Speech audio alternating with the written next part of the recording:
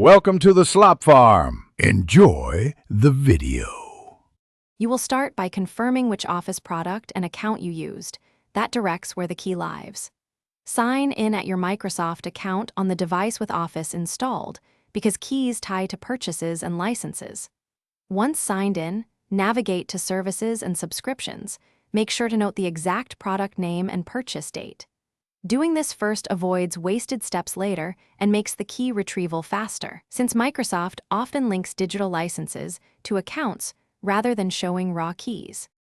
Next, you'll search for the key source. Open Services and Subscriptions and look for your Office entry. It may say Product Key or show an Install button. If you bought a boxed or retail copy, check the packaging or retailer order confirmation email for a 25-character key. For volume or business licenses, use your organization's admin portal. If Office shows activated without a key, that means a digital license is in use. Record account details and device names to manage activations later. Finally, if you must extract a local product key, run a trusted local key finder tool or use command prompts with caution, because many installations use hashed digital licenses, not human-readable keys.